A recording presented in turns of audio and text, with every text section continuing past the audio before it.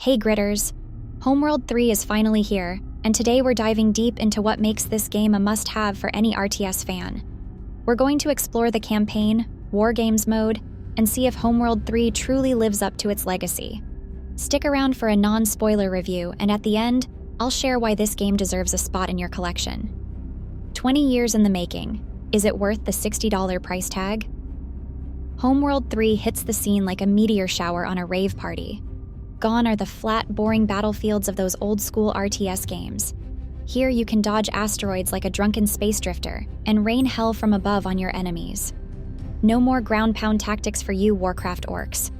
Feeling outnumbered?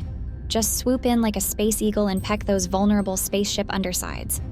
Plus, you can shape your fleet formations like a disco ball or a defensive wall. Way cooler than a bunch of squares, right? Gameplay and accessibility. Homeworld 3 strikes a fantastic balance between complexity and accessibility. New commanders can sit back, revel in the awe-inspiring space battles, and still emerge victorious. But for RTS veterans, there's plenty of depth to sink your teeth into. You can take advantage of cover from colossal space hulks, meticulously manage unit abilities, and experiment with strategic formations. It won't give you the frenetic APM, actions per minute, of StarCraft 2. But Homeworld 3 is a fantastic entry point for anyone curious about the RTS genre. It's a game that welcomes both casual sightseers and hardcore strategists to its vast galactic playground. Gameplay feels like a warm hug from your childhood Homeworld days, mining asteroids, deploying fighters, and warping your fleet around like a cosmic ballet. But this ballet is missing some steps. Compared to the sequels, Homeworld 3 feels a tad simplified, like they took out all the fancy footwork. Story and characters. Homeworld 3 acts as a soft reboot for the franchise.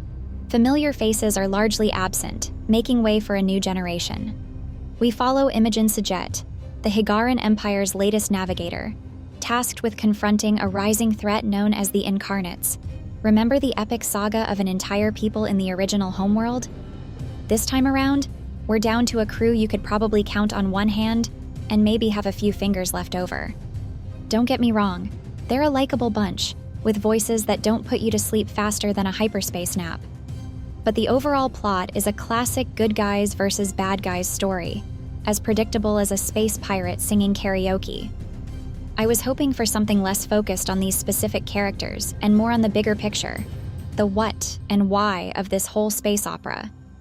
Imagine little vignettes about random pilots, glimpses into the human cost of this conflict. Real stakes, you know? Homeworld 3 takes a different approach to storytelling compared to its predecessors. Instead of relying on environmental details and sparse dialogue, we get more cutscenes featuring key characters.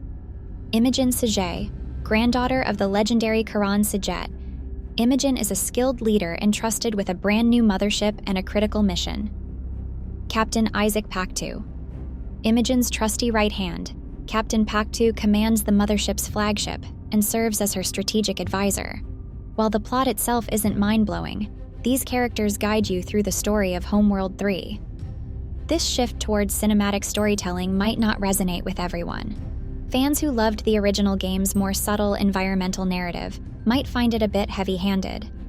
But for those who enjoy a character-driven experience, Imogen and Isaac can be engaging leads. Mothership and space combat. Forget disposable fleets. In Homeworld 3, your fate rests entirely on the Kar-Kushan, a prototype mothership that's equal parts majestic and a little awkward-looking. But hey, it's your home away from home, your factory, and your last line of defense. Lose this beauty, and it's lights out. This single mothership focus means the developers went all out on space combat. And let me tell you, it's a sight to behold. Imagine a cosmic ballet of destruction, massive fleets clashing, torpedoes leaving fiery trails, and capital ships exploding like overripe space pineapples. It's a visual feast that'll leave you speechless, or maybe muttering about needing sunglasses for space. Environments and mission design. And the environments? We're talking about the skeletal remains of colossal space stations that make your ship look like a dinghy, and gargantuan glaciers that dwarf even your mightiest battleships. It's enough to make you want to ditch the HUD and just marvel at the scale of it all. Homeworld 3 shines in its campaign mission design. Sure, the story might move a bit fast for some, but the gameplay itself is incredible. Each mission throws unique challenges at you, utilizing the game's systems and environments to create truly memorable experiences. For example, one mission tasks you with defending a lonely hyperspace gate against relentless enemy waves. To help you out, the game throws a ton of turret ships your way, letting you build a formidable fortress. Another mission emphasizes stealth, requiring you to keep your mothership hidden to avoid detection. And a third throws caution to the wind, asking you to split your fleet and attack aggressively on multiple fronts. The variety and creativity in these missions are fantastic, even if the story itself doesn't quite match that level. Multiplayer and War Games mode. Once you conquer the campaign, Homeworld 3 offers the usual multiplayer modes and a new twist called War Games. However, the standard skirmish mode feels a bit thin at launch. With only 6 maps and 2 playable factions, it lacks the variety you might expect. While post-launch DLC promises more maps and factions, this initial offering feels pretty limited. Multiplayer in Homeworld games has traditionally been a niche experience, and while tutorials are helpful, it's a challenging mode to master. Single-player skirmish has a lot of potential, but balance issues need to be addressed. The good news? These are opportunities for the developers to make these modes truly great. Performance and technical issues. Homeworld 3's frame rate can stutter a bit during big battles, sometimes dropping below 40 FPS. Thankfully, the game's slower pace and focus on larger-scale strategy mean these dips aren't as disruptive as they might be in other games. However, if you're super sensitive to smooth frame rates, you might want to hold off until the developers release some performance patches. Soundtrack and controls. The soundtrack in Homeworld 3 is a bit of a double-edged sword. Sure, there are some truly beautiful pieces, but they don't quite reach the same awe-inspiring heights as Homeworld 2's legendary score. In some moments, the music may feel a little subtle.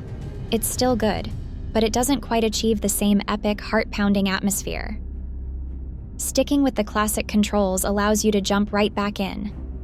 However, there are a few areas where things could be even better. While the action is exciting, some maps feel a bit cramped.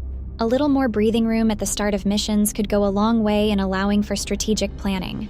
Mastering the default modern controls feels like finally figuring out how to work that complicated coffee machine at the office. A satisfying victory, but not exactly intuitive. Here's the deal. The controls are unique, like a budget version of that crazy Steel Battalion controller. Remember that kidney-selling monstrosity? They're cool, sure, but not exactly user-friendly. By the 8th hour, you might still be fumbling like a first-time pilot. So, here's your dilemma. Play on normal to enjoy the story and wrestle with the controls, or jump straight into hard mode for the real challenge, and potentially lose track of the plot entirely. But hey, maybe a complex control scheme adds to the experience, right? After all, you're commanding a fleet of mind-blowing spaceships. Dodging asteroid fields would be a breeze if the controls were too easy, wouldn't it? Still, that doesn't make it any less frustrating when you're frantically trying to click on empty space to bring up a 3D menu. Only to find empty space is a rare commodity in the cluttered cosmos. The movement plane grid, a flat surface for moving your fleet, often becomes your only reliable friend. Right now, the mothership feels more like a glorified factory than a powerful vessel. Boosting the mothership's secondary abilities, especially on harder difficulties, would give it some much-needed bite. A few pesky bugs are still buzzing around. The developers should definitely keep an eye on the forums to squash these critters. The campaign delivers a satisfying, classic Homeworld experience, keeping things short and sweet. However, the potential for some additional story missions as DLC is very enticing. Final verdict. While Homeworld 3 isn't a masterpiece yet, it has the potential to be an amazing game. With some adjustments to map design, mothership abilities, bug fixes, and potential balance tweaks in skirmish mode, the developers have a chance to elevate this game to a 9 out of 10. Homeworld 3 feels like a step back. It captures the nostalgia of the original, but lacks the depth we saw in later titles. This might be a play for a wider audience, But for those craving the strategic complexity of Homeworld 2 or Complex, it seems mods will be the answer. Disappointing, but hopefully the modding community swoops in to save the day. Don't be discouraged by some of the negativity online. This is a worthy successor with a bright future, especially if the devs take note of the feedback. Why should you buy this game? Homeworld 3 offers a stunning and strategic spacefaring experience that caters to both new players and veterans of the series. With its captivating environments, engaging characters, and intense space battles, it's a journey worth taking. Keep an eye on future updates, but for now, it's a solid addition to your RTS collection. So, fire up your engines, captains, and set sail for Carrick. Again. What do you think, captains? Is Homeworld 3 worth checking out? Let me know in the comments below, and don't forget to like the video and subscribe for more spacefaring reviews. Your support helps us create more content. Also, check out our latest Hellblade 2 video by clicking the link on the screen. See you there.